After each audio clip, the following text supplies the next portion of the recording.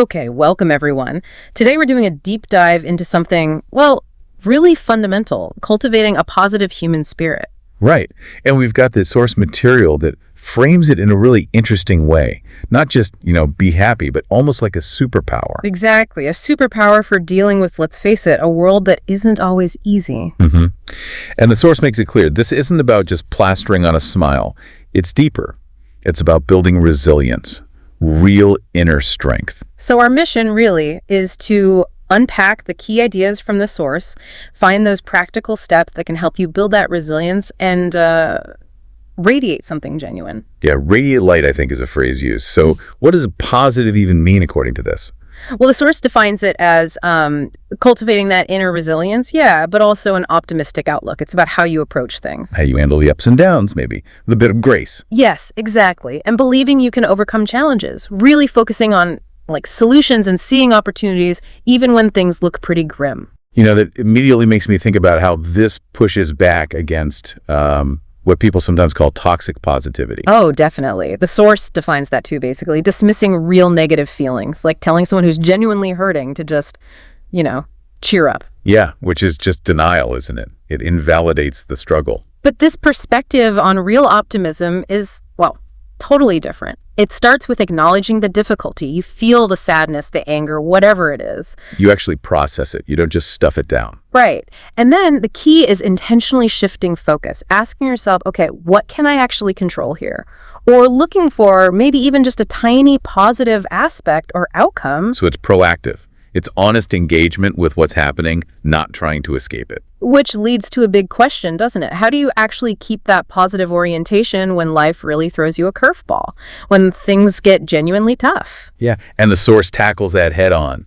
It stresses it's not about being happy all the time, which is impossible, but maintaining a consistent orientation towards hope, towards resilience. And it gives concrete steps for those really hard times. First, like you said, allow the feelings. Don't fight the sadness or fear. Acknowledge it. Then actively look for something you can control, even something tiny, reaching out to someone, taking a walk, making tea, just finding an anchor. And crucially, it mentions remembering your why.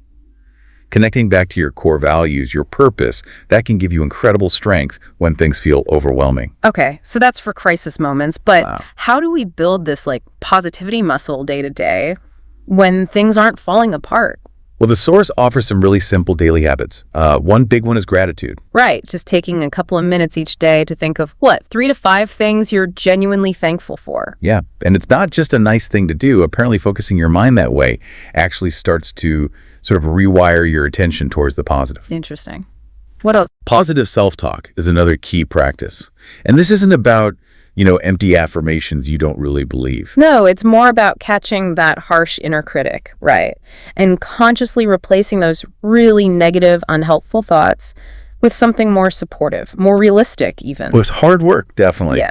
But really important for that internal resilience. And the third thing it mentions is curating your environment, especially the people. Yes.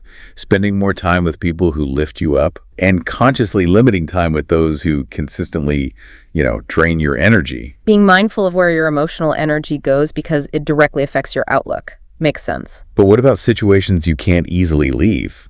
Like tricky family stuff or maybe a negative workplace? The source addresses that too. Yeah, what does it say there? It starts by reminding you, okay, you can't control their behavior, but you always control your response. You don't have to soak up their negativity. That's where boundaries come in, isn't it? Politely stepping away from a draining conversation or changing the subject. The source says that's not rude, it's self-protection, protecting your mental space. Exactly. And it also encourages actively seeking out positive influences outside of that difficult environment. Like finding a community group, a hobby you love, nurturing friendships that are uplifting, creating your own positive zones, essentially. Yeah. You might not fix the external negativity, but you manage where you put your focus and energy. Build your own support system. Okay, so wrapping this up, this deep dive really shows that genuine positivity isn't passive. It's not denial. No, it's an active, resilient approach. It's built on facing reality, handling challenges intentionally, and cultivating those daily habits: gratitude, self-talk, mindful connection. It's a choice, really, a practice. Yeah. And maybe, yeah, a kind of superpower for life. And the source suggests that cultivating this inner light, it doesn't just help you. Radiating that genuine optimism can actually make a difference to others around you. Which brings us to a final thought and maybe a little challenge for you, the listener. Thinking about that idea, spreading positivity, what's one small thing you could do today? Yeah, like a genuine compliment, a quick, kind text, even just a simple, sincere smile directed at someone. Just one small action to put a little bit of that cultivated positive energy out into the world. Think about the potential ripple effect of that one small act. And maybe keep exploring how you can continue to cultivate your own positive spirit.